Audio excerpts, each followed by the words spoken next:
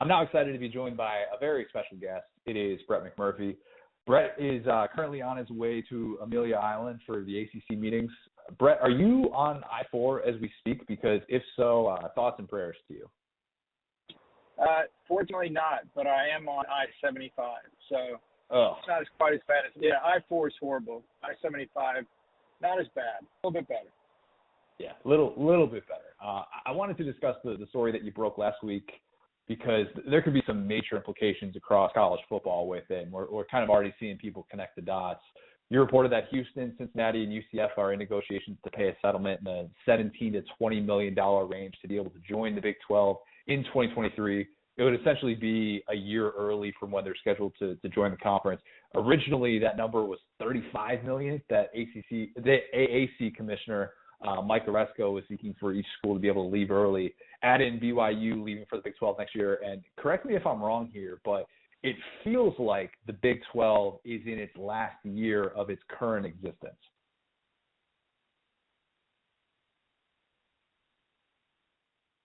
So, Brett, we got you there? Yeah. You here? Oh, yeah. Sorry. It must have cut out for a second. Do you need me to repeat that question? No, I'll just start the answer again. Okay. Yeah, look, the four schools will be in the Big 12 next year. I think by the end of this month, the exit agreement will be reached between Cincinnati, Houston, and UCF. You mentioned, between 17 and 20 million. They'll reach an agreement. They're not that far off to hold this thing up. So they will go into the Big 12 next year in 2023. BYU will be in the Big 12 next year no matter what happens with those other three. And then kind of a domino what happens is you've got the 6 schools that are leaving Conference USA to go to the American. Those schools have been told by Oresco they cannot join the AAC until Cincinnati, Houston, and UCF are gone to the Big 12. So they actually were required to give 14 months notice to Conference USA to give them their exact departure date. Well, that deadline passed a couple of weeks ago. Those schools, however, were given a 1-month extension, an extra month to give that notice because everyone kind of knows, look, the 3 schools of the Big 12 is going to happen. Then that opens the door to let those 6 schools leave Conference USA for the American also in 2023. But then the other remaining piece is Oklahoma and Texas. If you would have asked me when the news came out about OU and Texas under the SEC July 1st, 2025, I thought there's no way they're staying in the Big 12 that long. They will get out early. You look at all the recent conference expansion, realignment, going back from, Nebraska to the Big 10, and there's a million of them we could list. Everybody pretty much got out before they were supposed to based on the conference bylaws. After talking to more and more people this week, I was in Arizona at Big 10, Big 12, Pac-12, and Mountain West meetings. I just get a real sense that Oklahoma and Texas will stay in the Big 12 until they are allowed to leave by contract, which is July 1st, 2025. The main reason, surprise, money. It's going to cost them $80 million to leave the conference. If they leave early, they have to give up their media rights, and we're talking in excess of over $100 million to leave the Big 12 to the SEC. OU and Texas cannot recoup that money for just leaving 1 year early. So we're going to have OU and Texas in the Big 12, I think, for the remainder of their contracts. So obviously this year they've got a 10-team league in 22. And then in 23 and 24, I really believe we'll see Big 12 with 14 schools. And what the Big 12 officials are trying to figure out last week is, what do they do with that league? Do they split it into 2 17 divisions? Do they keep it at 1 division? I think they'll go 2 17 divisions. But also, do you put OU and Texas in the same division? Do you put them in separate divisions? Obviously, the argument to keep them in the same division is if they're in separate divisions and they happen to win the division, the last thing the Big 12 schools want is an OU Texas Big 12 championship game where all of the fans are chanting SEC from kickoff to the final whistle. So I would be really surprised if OU and Texas are not in the same division. Obviously, no matter what divisions they're in, the final 3 years in the Big 12, they will certainly still play each other. They'll play each other in Dallas. I joked with Dana Holgerson, the Houston coach, when he gets to the Big 12, he's back in the Big 12 again. He was there with West Virginia. And I said, hey, the Big 12's got to make Texas come play Houston, because Texas would never play at Houston ever, ever, ever. But now, since they're going to be in the same conference for 2 years, they can make Texas go play at Houston. And Dana said, well, I'm not really, I'm just worried about this year. But, yeah, if that does happen, he goes, I guarantee it. They're also going to send me to West Virginia. So that obviously will be fascinating for Dana. But yeah, I think by the end of this month, those 3 schools will officially get this done. They'll be off to the Big 12 next year. Then those 6 Conference USA schools will be off to the American. And then obviously you've got 4 new schools coming from the FCS ranks and Independent Liberty, and also New Mexico State. They will be joining Conference USA also in 2023, when all these schools kind of make the moves at the same time.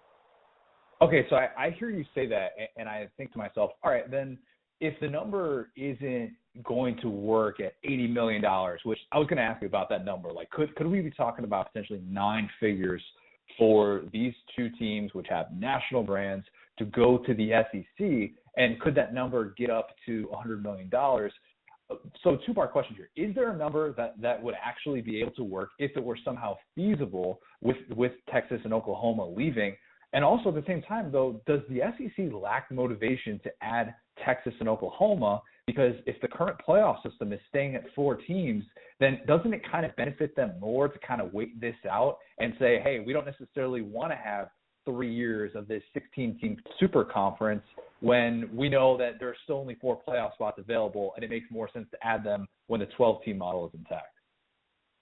Yeah, you're exactly right. Your second question, you're dead on. Yeah, and also, look, the SEC is leaving CBS for ESPN. I believe that's in 25, 26. I don't remember off the top of my head. You probably know. But so basically, there's a lot of moving parts there. And yeah, look, whether Oklahoma and Texas, if they stay the remainder of the time, they've got to pay $80 million. Like, that's the lowest amount, is $80 million. So any additional money would be if they leave early, and that would go over $100 million. So they're already going to pay $80 million, and it's just not worth it to them. And there is really no incentive for the SEC to bring them in early. Now that we know the playoff is going to remain at 4 teams for the next 4 years, you're right. Having a 16-team conference when there's only 4 playoff berths probably is not the smartest thing. Certainly the SEC could get 2 in. They've done it before. But, I mean, just because you bring in Texas and Oklahoma, it's not like, oh, now they're going to get 3. I don't think that's realistic. So I just think everything lines up better for the SEC, the new TV deal, and just financially for OU and Texas. That it just makes more sense. Hey, it's going to happen July 1st, 2025. But again, I would have thought when it was first announced, a year or so ago, that it would have got worked out. But the Big 12, also the Big 12 has no incentive to cut them a deal. Say, okay, you know what? We'll cut it down from 150 to 120 million. But they have no motivation, no incentive to do that at all. So they'll just have OU and Texas in their league for the next 3 years, and then they'll move on. And then, the Big 12 will be at 12 again, which will be nice.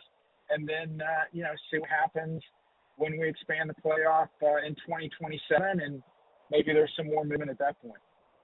Are we sure that the playoff is going to get expanded now with the way that this is changing? I mean, you're going to probably hear the word alliance said more times than you care to count this week with the ACC meetings, but are we sure that they will allow the playoff to actually expand? Because that's the thing that we need to remember. It's one thing to get the contract ripped up. It's got to be universal. It's got to be a unanimous decision with all the TV partners that are involved in this, and the leagues, and ESPN, all those different things. But to actually expand, we've been talking about this contract that goes through 2025, and that 2026 would be the first season in which we'd see playoff expansion, maybe 12 teams. are we sure that's going to happen anymore? Because there is still a little possibility that we stay at 4 and the Alliance decides, you know what, we're going to still be as petty as possible and stick it to the SEC and let them try and figure things out with a 16-team super conference with a 14 playoff. I mean, look, anything's possible, and anybody that tells you this is how it definitively is going to happen is lying, because the people at the top of the food chain in college athletics, they don't know what's going to happen. But one big difference is going forward, you know, to establish a new playoff format, whether it's 2 teams for 16 or Mike Leach gets his dream and we have a 64-team playoff, that will not have to be unanimous decision. That will just have to be a majority decision. So that's a huge, huge difference. Because if that was the case right now and it was a majority, we'd be at 12. But it's not. The way it was written, it's unanimous. So that will change. And one thing to keep your eye on, and I don't know if Greg Sankey's just, you know, if he's really a good poker player or if he really means this, but he has said this multiple times publicly and privately, that, hey, look, initially the SEC did not want to expand beyond 4. 4 is treated as great, but we agreed we'd be in favor of 12. Now that that's not going to happen for the next 4 years, he said, don't mistake that we were in favor of this now, meaning that we will automatically be in favor of it next go around. You know, so what does that mean as far as the SEC? I don't know. Could they just say, you know, we're not going to do a 12-team format if it's not set up the way it is? Could it mean that they go a very drastic way and say, look, we're not going to be part of the playoff? You know, would they really just have a 4-team SEC playoff for their, you know, quasi-national championship? Certainly the other leagues do not want a national playoff without the most powerful conference. You know, how does the Big Ten fit in this? They want to protect the Rose Bowl. Big Ten will have a new media rights deal announced sometime in the next few weeks. They're going to be making more money per school than any league in the country, even the SEC. So how does that change the power dynamic? You know, you mentioned the Alliance, you know, how much, one thing I wonder is, you know, I kind of understand the Alliance, I kind of don't, but whatever, it's the Alliance. Big Ten, Pac-12, ACC.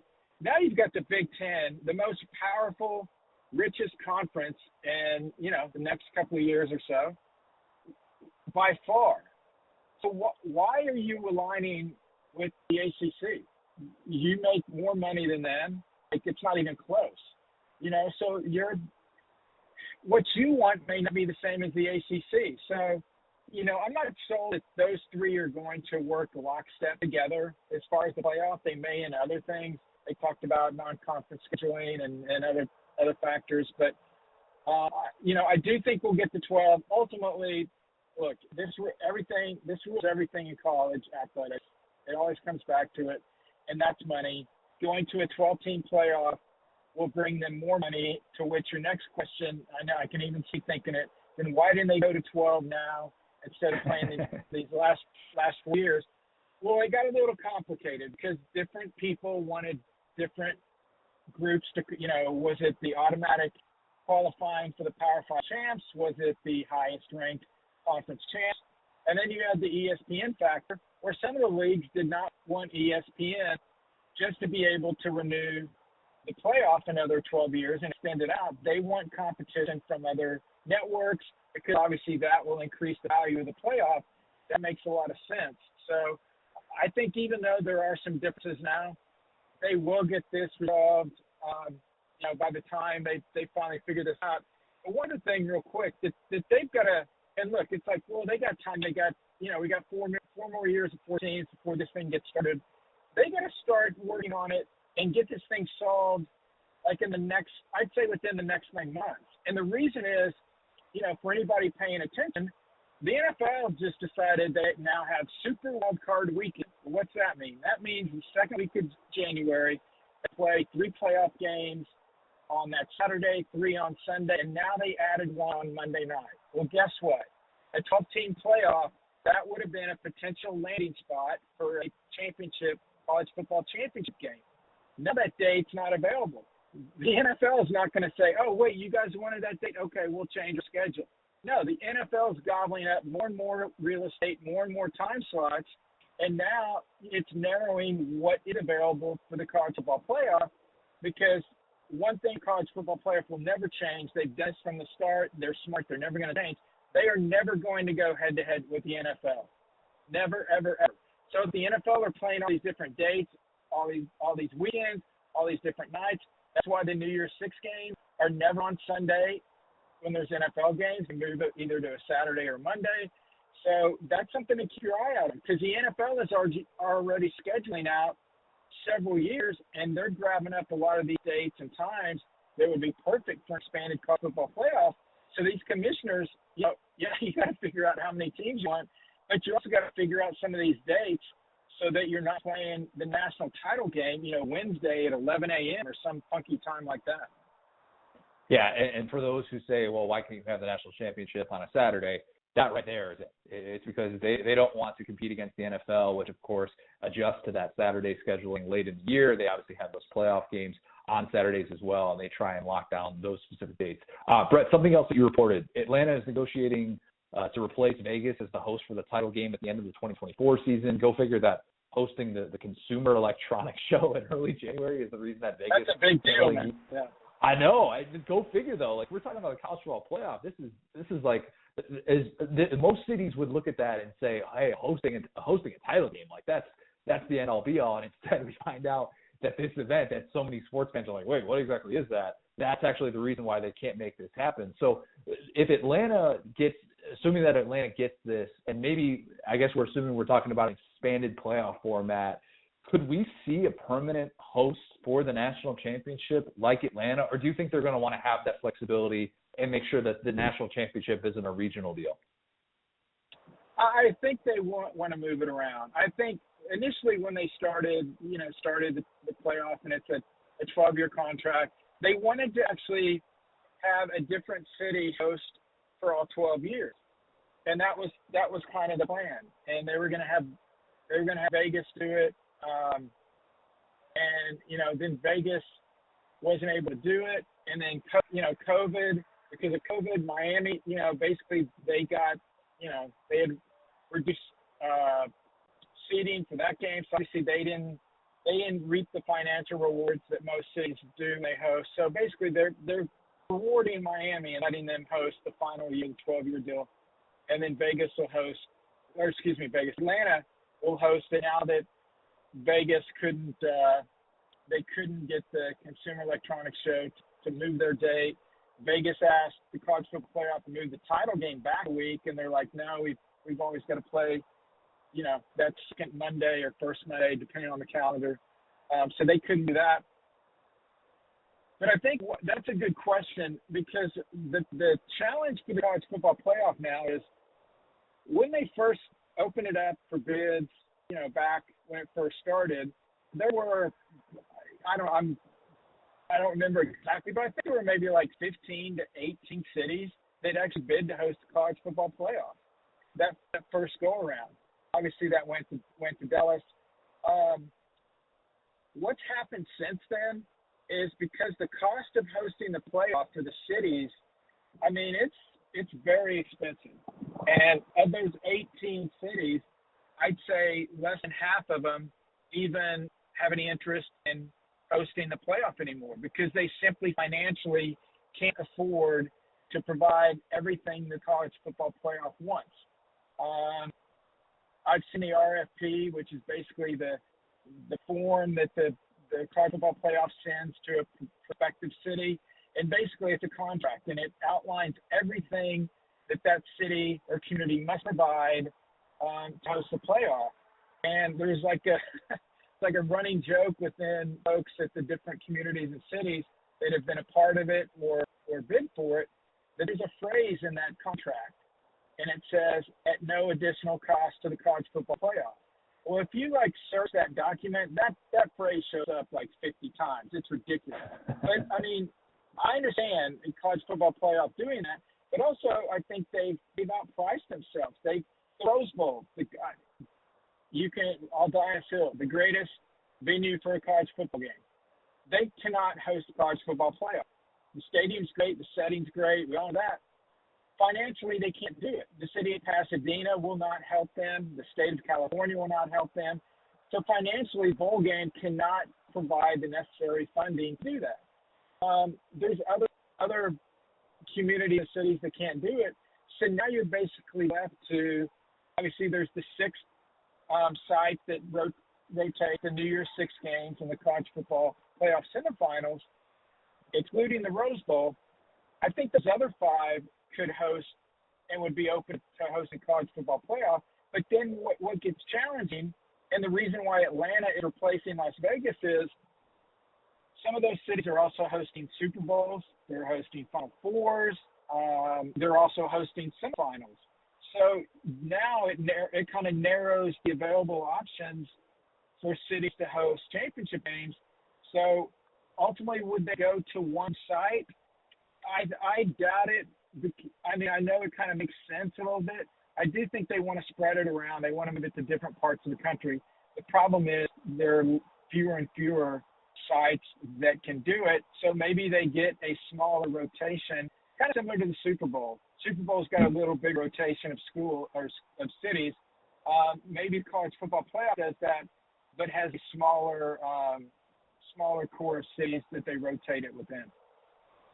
Last thing, and I'll get you out of here. I wanted to ask you about this for a few years now. I remember being at Big Ten Media Days back in 2018 when you broke the Zach Smith story and how Urban Meyer knew about the domestic violence allegations. He apparently covered up an arrest that he had at Florida, and Gene Smith didn't know about this arrest that Zach Smith had. Like all these different things that started to come out.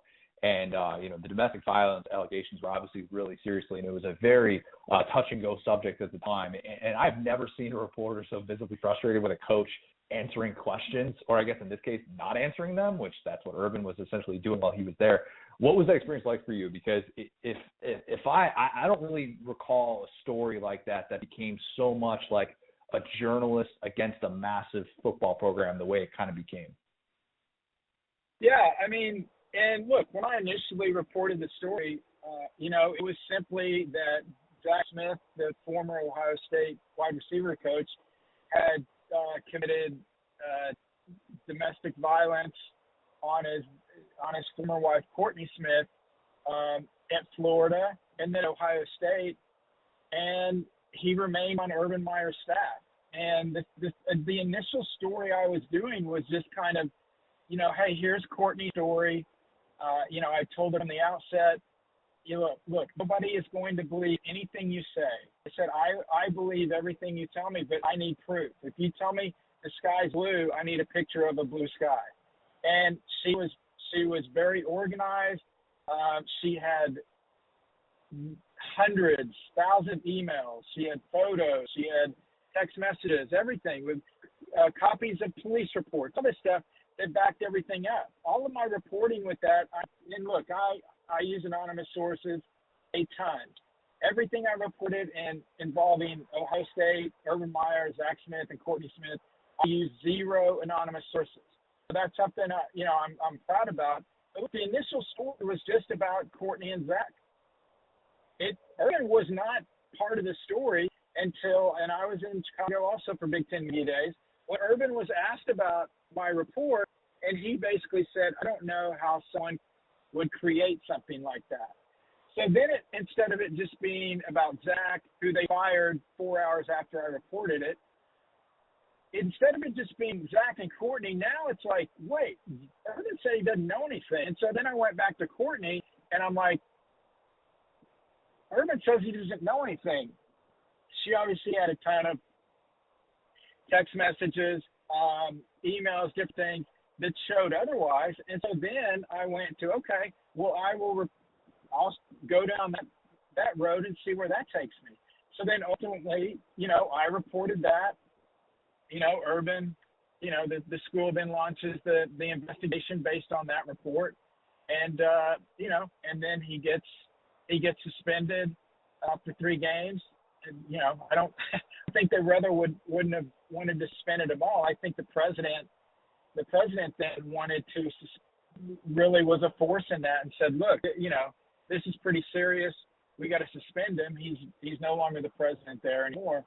But what's funny is I mentioned earlier, I was in Arizona last week for Big Ten meetings and Pac-12, Big 12. So I was going to the airport, called an Uber, and the guy pulls up, and he's got an Ohio State license plate on the front of his car.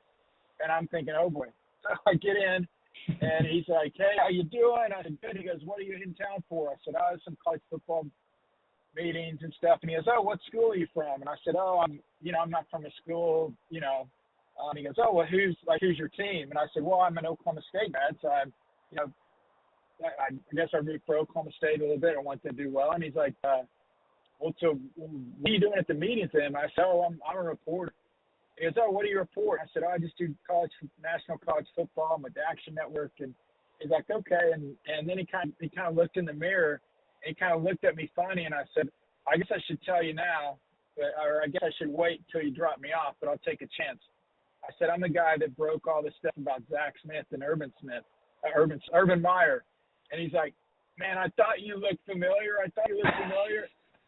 And then but the guy was totally cool. And the first thing he said is, he goes, look, I want to tell you. And I said, wait, before you say anything, I think I know what you're going to say, but go ahead and I'll tell you what I think you're going to say. He goes, okay. He goes, look, when you first reported that, he goes, I hated that. He goes, I was mad. I didn't like it because the light it put my school and all that. But then after the fact, it showed, what you reported was accurate. And he goes, you know what? He goes, we're better off with Brian Hartline at wide receiver, coach. And, Ryan Day has brought like a calming influence to the program. And I said, that's exactly what I thought you would say, because any Ohio State fans that I talked to that I know have told me that. At the time, they didn't like it. They hated that. They hated me. But now it's like, look, Ohio State's wide receiving corps with Brian Hartline is ridiculous. And, obviously Urban's had some other issues after leaving Ohio State with Jacksonville. Everyone knows, we don't need to talk about that. So, it was just, the guy's cool, and we talked, we had a great conversation. But it all goes back to, and I told the guy, my Uber driver, this. I said, when I first reported that, I was on a Columbus radio station, and the guy asked me a couple questions, and then he's like, hey, some people say you have it out for Ohio State. I hate to say that. And I said, look, I just reported the news, et cetera, et cetera. He's like, okay, well, some people say you had it out for Urban Meyer. I'm like, look, I think Urban, is historically has been one of the most successful coaches in college football. I didn't have an issue with Urban, except, and he's like, well, I just think, I said, hold on a second. I said, you told me earlier you've read every single thing I reported in the past few weeks regarding this subject, right? And he goes, yes. And I said, okay, let me ask you a question. I want you to substitute Ohio State for Michigan, and I want you to substitute Urban Meyer for Jim Harbaugh, okay? Now tell me exactly what you have a problem with anything that I reported in the last 3 months. And the radio host is like, well, stuttering around. I said, stop it. You answered my question. You don't have a problem with what I reported. You had a problem with who I reported about. I said, I've got another call. I got to go because I was about to drop F-bombs because I was so pissed. But that sums it up right there. They never disputed that Zach didn't do it, that Urban didn't know. All these things, all they did was they wanted to shoot the messenger, literally. But then after the fact, you look back and it's like, hey, Ohio State's in a much better place now. And again, and I've said this 100 times, if Urban Meyer gets at Big Ten Media Day, and look, he had fired, I wrote the first Zach Smith story the day before. They fired him 4 hours after I reported about Zach's, which, by the way, they already knew all this stuff. I just made it public. Urban knew that Zach had been, had these issues with domestic violence. That was never in question. What it was is it became public and I reported it. They fired him 4 hours later. The next day, Urban speaks at Big Ten Media Days. His agent, his PR director at Ohio State, and Gene Smith, the AD, all told him before he stepped up to the podium, you're going to get asked about Zach Smith, just touch it briefly and then move on. Urban could have said a million different things about that. Yep. It's unfortunate. We should have done something. We didn't. Look, that's in the past. We're moving on. Let's just talk about this year's team. He could have said all that. He didn't. He said the one thing that made me keep reporting, and that was, I don't know how someone could create a story like that. He basically said, I'm this powerful coach. You're this reporter who, by the way, had been laid off from ESPN and is posting stuff on his Facebook page now. So how dare you try to take on mighty Urban Meyer and Ohio State? And it's so comical. I really believe that Urban Meyer would still be at Ohio State if he wouldn't have said that, unless he would have left for the NFL. But obviously it would have been on his own terms, not the way it played out.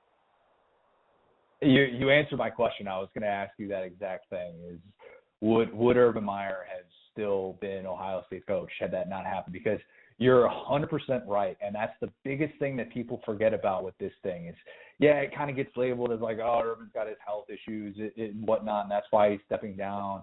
And it all goes back to what he said at Big Ten Media Days. There have been very few things I've ever heard at a live press conference where I said, wait a minute, what did he just say?